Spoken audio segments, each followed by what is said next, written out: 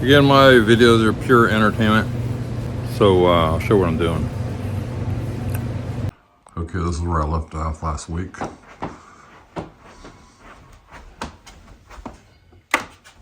So here's that area, the grab bar. I textured it, put back these pieces.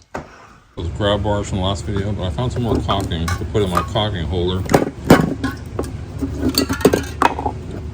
More spray cans. But the problem is I'm always going like this. You know, because you never have enough room. Okay, so I put all my spray cans over here. That's all I have.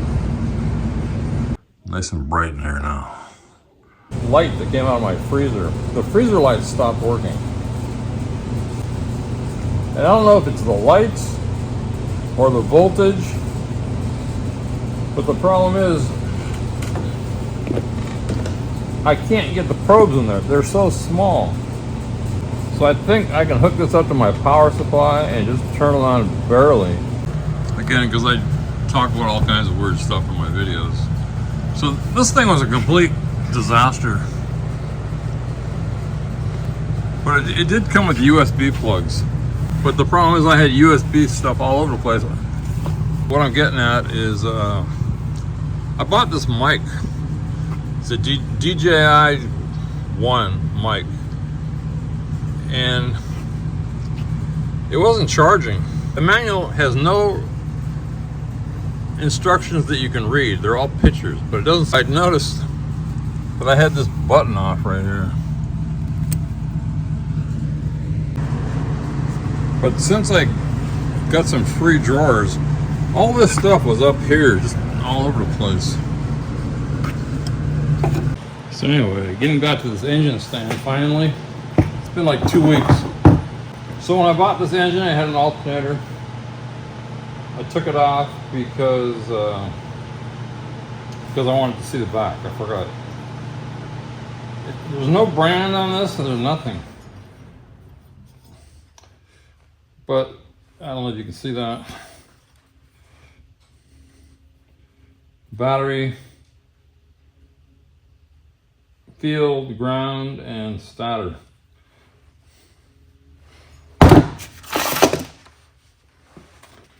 Battery, field, ground, and starter.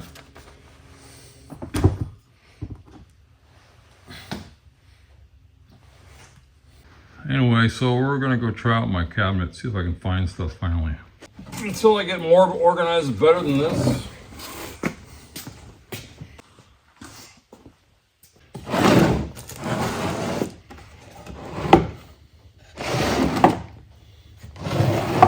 Okay, I got everything right there.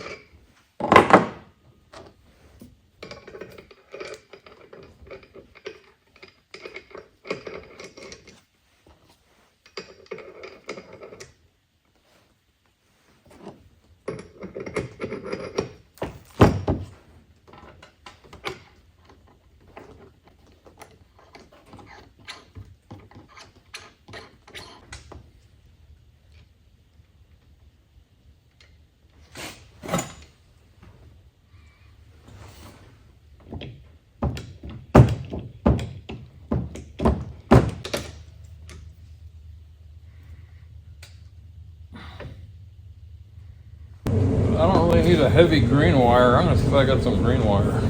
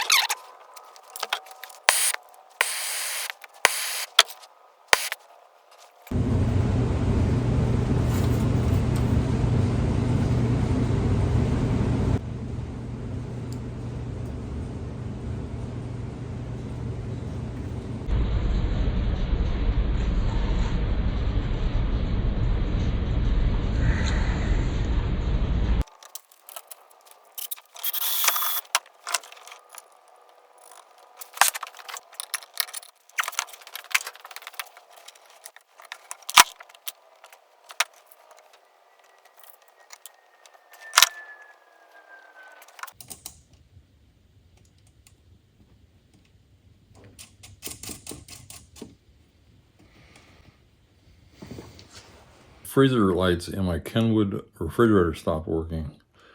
And let's see if we can fix it.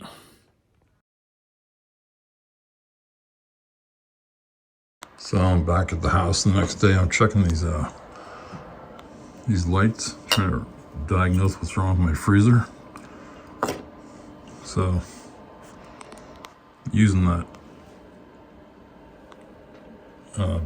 case of equipment here, my power supply. I'm just going to tell you what the readout is. I'm going to check all these. I need to check these to make sure that's not the problem. But I'm going to turn the voltage down.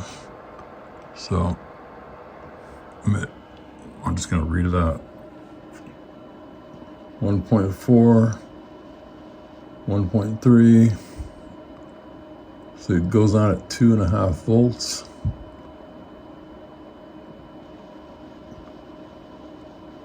So it only needs like 3 volts. So anyway, this one's good. I'm holding the camera, so I'm just going to check each one of them. The way this freezer works, it's in series. So if this one doesn't work, then that one won't work, and so on. I just wanted to add this in. For some reason, these lights only work if you have black to black and red to red. I had 2 extras in a package. I got 4 good ones and 1 bad one. Again, if I reverse these leads, it doesn't work. So hopefully that one was the one that was causing the problem. Okay. I got it working. So here, I'm just going to share this for anybody that watches my stuff. This is how I figure things out. Again, I don't always fix things, but I try. So we know that I checked all the bulbs and they were good. So there's 3 lights in here. So I plugged this one in. Okay, so all 3 of them are unplugged. I took them out. So when I put this one in without the other 2, it wouldn't light. Then I put this one in, so I had 2 in. It still wouldn't light. But when I put the 3rd one in, it did light. So if one of these bulbs goes out, they all go out. So the question is, which one? That's the problem when you're doing this. You switch that one, it still didn't fix it. You switch that one, it didn't fix it, you give up. But in this case, I did it right, and it works. Also, if you're popping these out of your freezer or whatever, you see these tangs here? You need to push these in and it'll pop out. Also, and then the other thing is, there's not much room up in here, so make sure you tuck this thing. I can't hold the camera and do it, but make sure you tuck this thing over here, and then you can pop them back in, because it won't fit under that. Okay, I just figured out one more thing. When I was trying to pop these back into the socket, this one here unplugged. So when that one unplugged, they all went out. So maybe, I'm not sure which way the power's running, but if they all, in this particular freezer, if they're not all plugged in, none of them will work. Weird. Or if you have one bad bulb in the center, it won't work, or anywhere. Going back to the very beginning of my problem, these will not fit into those slots on those lights. They're too big. I mean, you could figure out different ways. You could stick a wire in there, but these are really handy. I finally used them for the first time. Let's say you don't have a power supply. You just put it on an ohm meter with the speaker. You can see I got a speaker here. I don't have a light here now.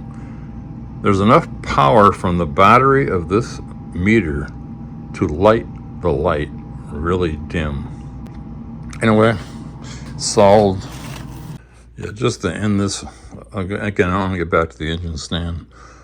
But the one downfall with this kit that I found out as I was testing this stuff is everything is a female plug. So when I went to plug it into my power supply, you have to have a male plug.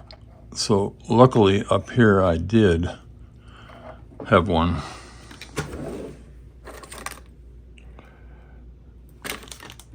So I was able to make it work. So I'm going to order me a just a male to female adapter. Besides that, this thing's great. I mean, it just paid for itself. To have a technician come out and fix these little stupid light bulbs that cost like, if you buy them from them, they cost like $40 each. But for him to come out, it probably would have been, who knows, the way prices are now, I bet it would have been $750. I think this kit cost $200. Again, this is why I try to fix stuff myself. If you can fix it yourself, your tools are free. That's how I look at it. Then you always have the tools to fix something else. Just struggle through it, and hopefully you can get it to work. Oh yeah, and by the way, this is where you can buy this if you want it.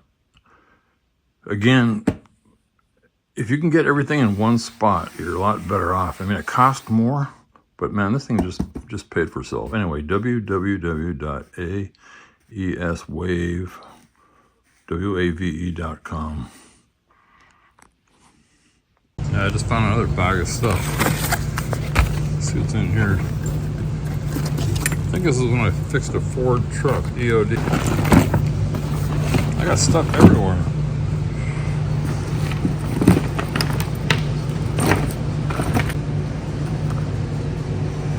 Maybe this thing right here. Can't keep everything. This is some kind of solenoid valve, but I don't need it. Junk. Anyway, back to this. I got sidetracked on the freezer. It's always something. I'm gonna add another light here for accessories. So I'm gonna have a dummy light, accessories. So anyway, I'm gonna get another one of these bulbs in my bulb package. My organization. There we go.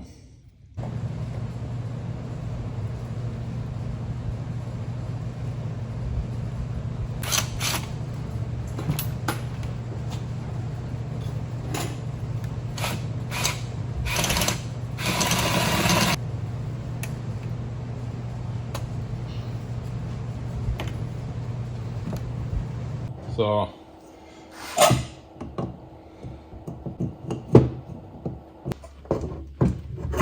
and it's still loose in certain positions, but it's good enough. Yeah, I'm sidetracked again. So I got a pothole and I got mixed sand. Been sitting here, I don't know, 3 years maybe. Then I had another bag.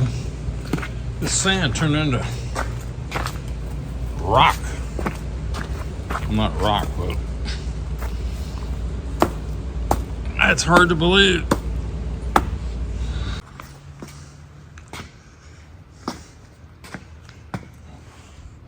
I guess when the car tires run over, it'll flatten out. I broke it up, but it would have taken forever. Yeah, this is part of cleaning up the shop. I had this stuff that was rock solid.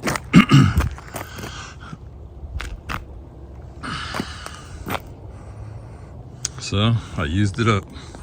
More room.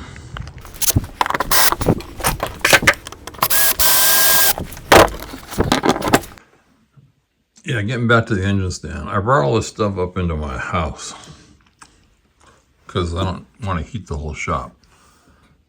But I think I made a stand for this so I could turn it. Kind of how do you wire something that you've never wired before? I mean, usually when you work on a car, the wires are all there. You just unplug things.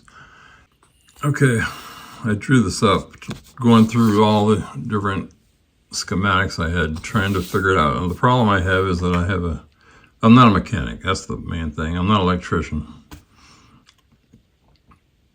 But I think I understand how all this works now. I might as well explain it. And I'll do it in the best order I can. So here's the battery. So you're going to run 12 volts to the key switch. In this case, that's the key switch is right there. I mean, the battery terminal is right there. And you're also going to run 12 volts to your relay. Now, the relay won't work, as we all know, until you crank the until you crank the key, turn the key to the right. So going back to here, going back to the ignition switch, you turn it to the left, the accessory position, we've all done that, and your lights go on, your accessory lights and so on. So in this case, I just put an accessory light in to make sure it works. And then it's grounded. This is the ground up here, the ground terminal that I have up there. So I believe also the dummy light goes from the accessories. So when you turn your accessories on, the light will go on, and it goes to the I terminal on the regulator. Now I'm not sure how this works because again, I don't have anybody to ask this, but I think like this light is grounded, but this light is not. So somehow this gets grounded, I believe, once the alternator starts spinning. So we turn the key to the next position past straight up, you know, where you pull the key out to the right. So it's not going to crank, but it is going to send power to the coil through the ballast resistor or the forward head resistor wire, the pink wire, and it's going to lower the voltage down. I'm not sure what it is. It's below whatever your battery is. It might be like 6 to 9. I'm not sure. So right at that point, when you turn the key to the right without cranking, you should have full battery voltage right here. So when you take the key and you turn it all the way to the right and crank,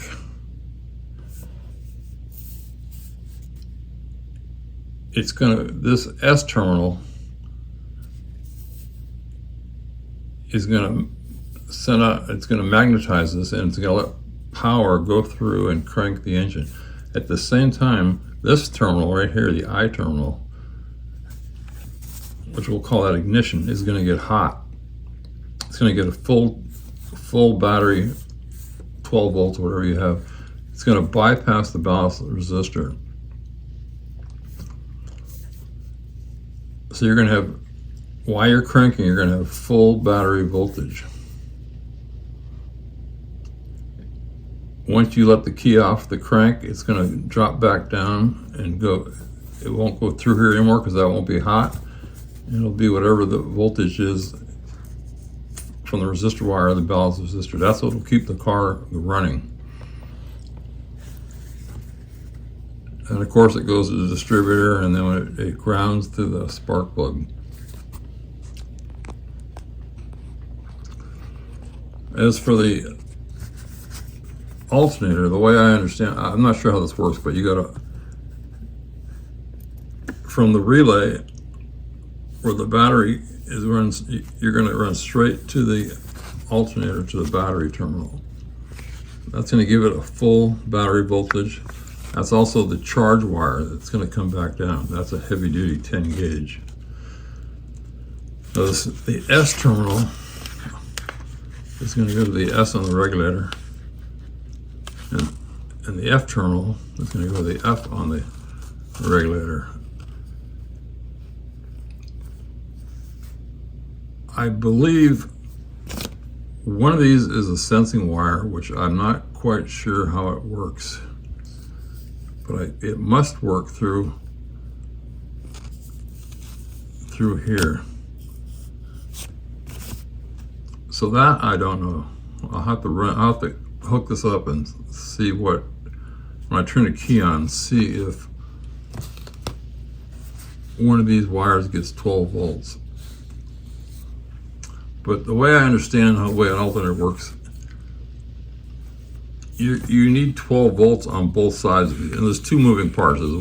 I'm not sure up on an alternator, but either the inside spins or the outside spins.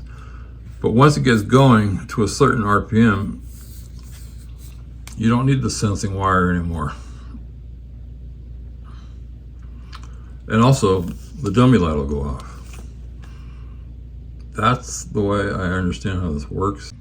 Yeah, I'm just going to share my version of how to start any engine after making this drawing, it became clear to me.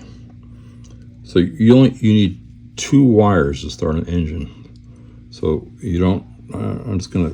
You don't need a key switch. You don't need a regulator. You don't need an alternator. You don't need a ballast resistor. You don't need a relay. You don't need anything.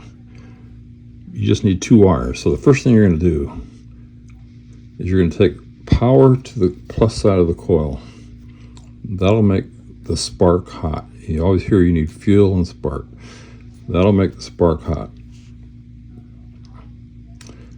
Then you need to jump the starter.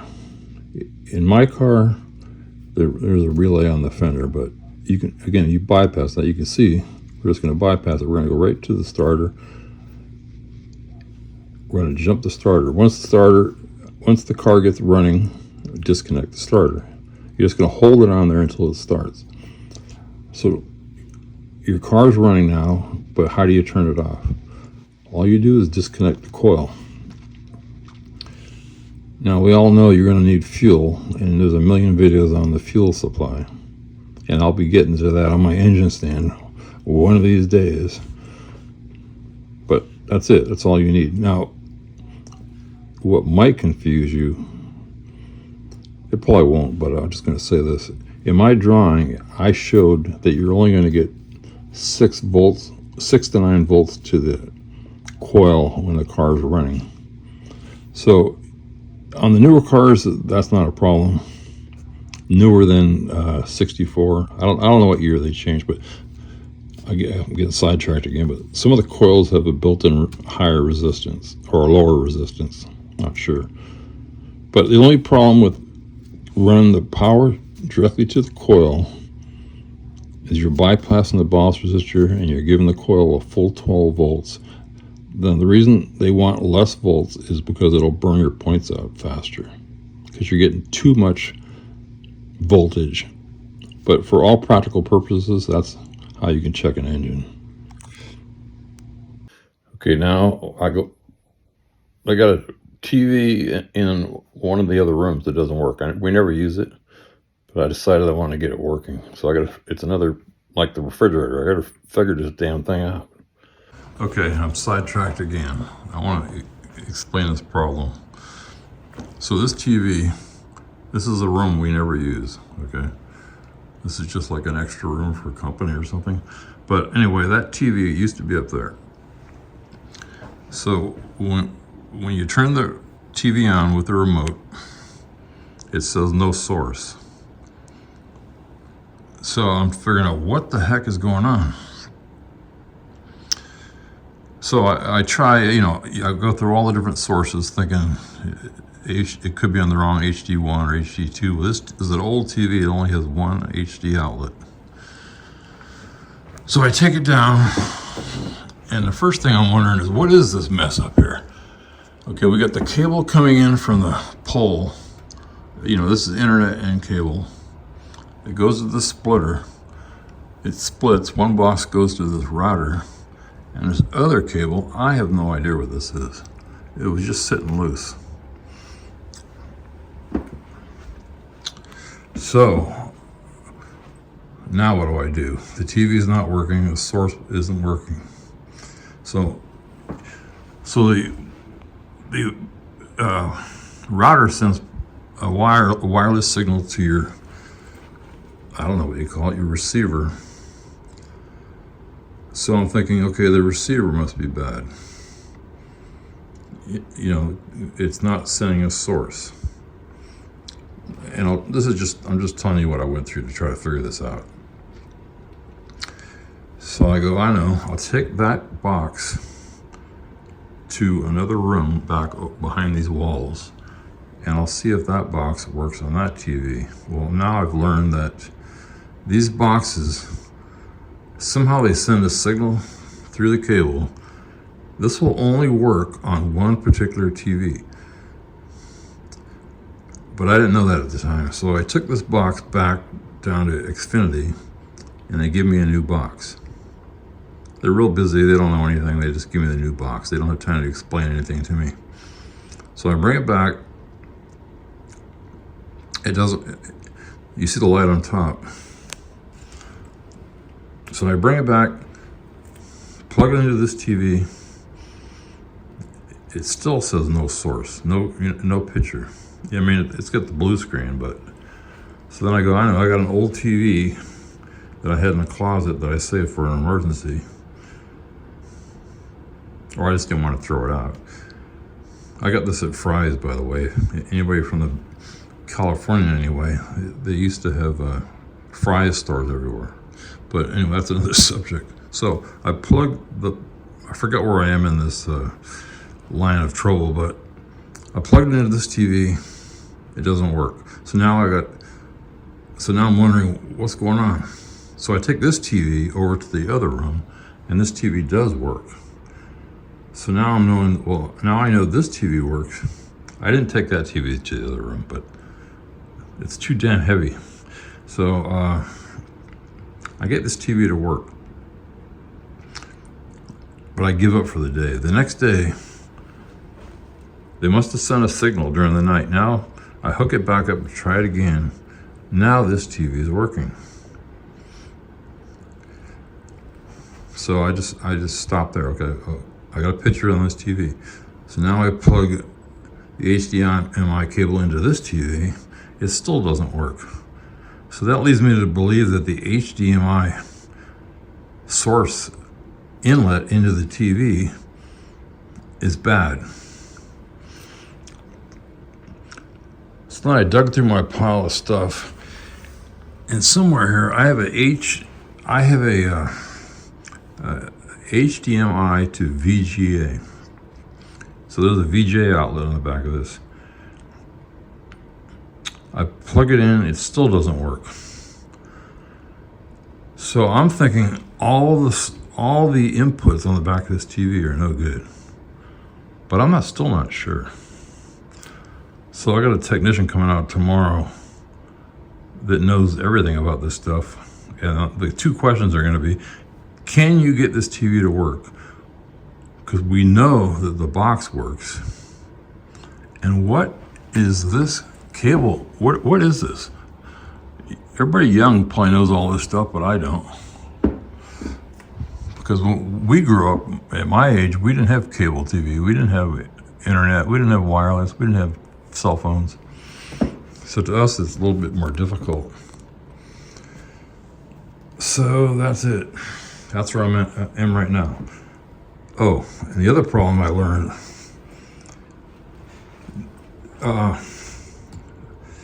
and the problem is I forget everything I learned in about a year. But so, like I said, I got this TV to work, but the remote wouldn't work. Again, these are older TVs. This one's probably 15 years old. This one's probably 12 years old. The remote would not pick up the right frequency or whatever. But after playing around with it for a long time, I finally got it to work. Let me see. No, I had brought the box. This is what happened. I had brought the box in between all this. I had brought the box from the other room over to here. And I got the remote to work off of that box. But once I took the other box back and hooked up the new box that started working the next day, it locked up. I cannot get past to get the remote to work. It's locked. The volume works, the on and off works, but that's it. Anyway, just weird stuff. Like I said, and so every time I'm looking outside now, every time I start working on this engine, something new comes up. Okay, now I'm going to send out a warning. Just something that happened to me. I'm outside now. Shop's down there. House is up here. So I'm just going to kind of walk around and talk.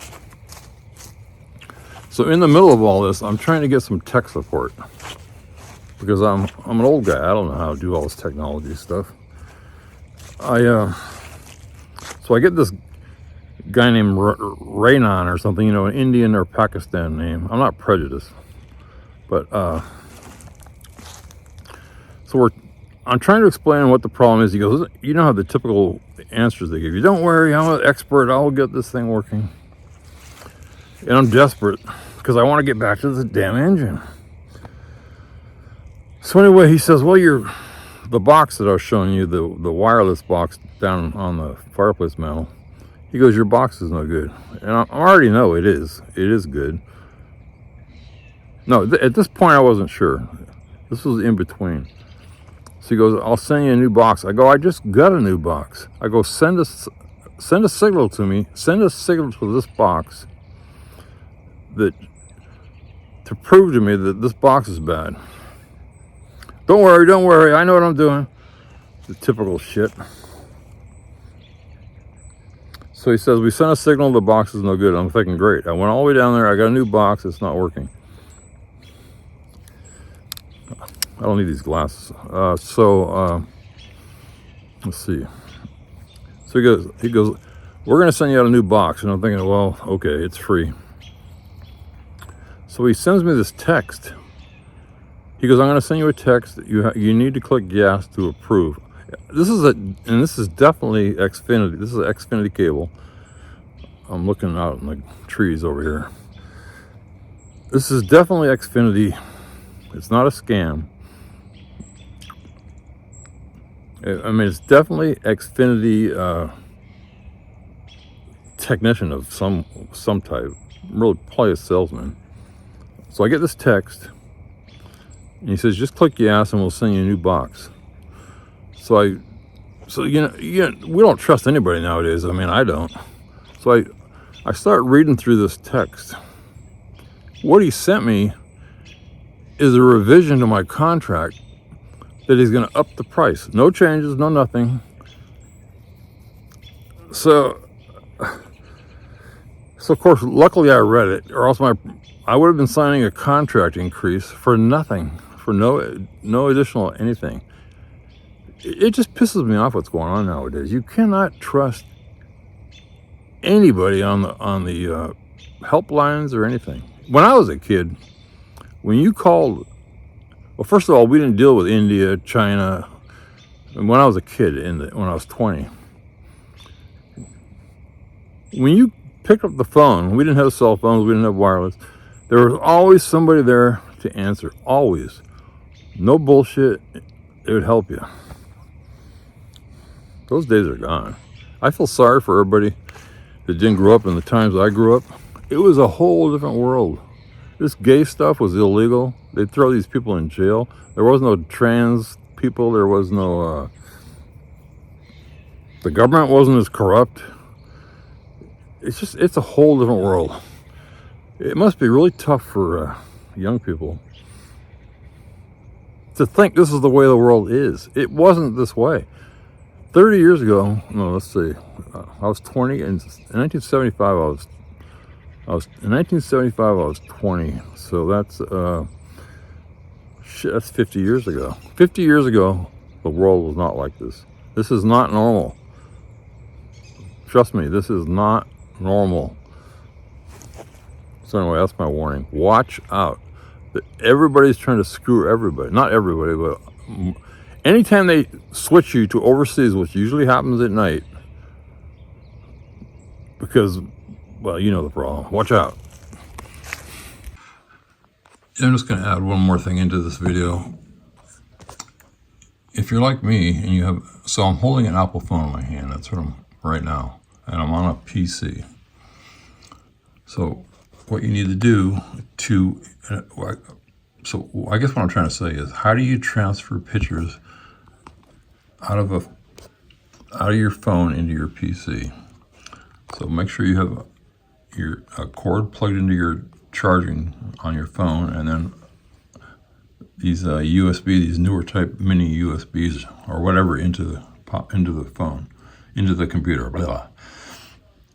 So then, as soon as you plug this in, your phone will pop up and it'll say allow or not allow. So you just click allow. Then you go to your PC and you click here. Right now, it's plugged in. So you go to your PC and see it says Apple phone. You can go Apple phone or PC. So I'm just going to click PC for this, and it's going to take me to Apple phone. So there's Apple phone. You just click Apple phone, click internal storage.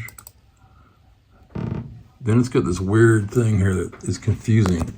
Well, I think these are dates. 202303, 202306, and so on. So 202502 is the last day of 02.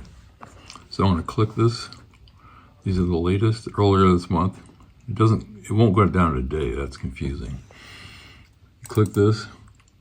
So here's 3 images in my phone that I want to copy to my PC. So just click Control A. I'm clicking Control A on my keyboard, and then do right click, do copy. Go to your pictures, start a new folder,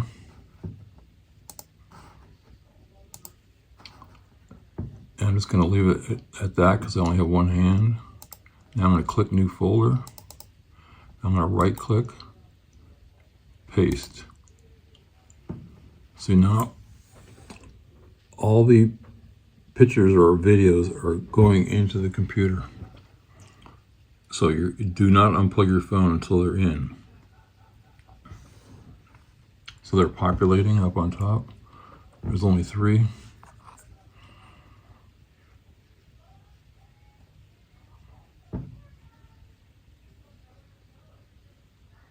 Okay, so now they're in there, and to open them, just click them. Now, again, the Control A, if I click Control A, these will all highlight, and I could drag them into another program, like an editing program. So I keep getting sidetracked, which is why I cleaned up my shop. I need to be organized when I go down there.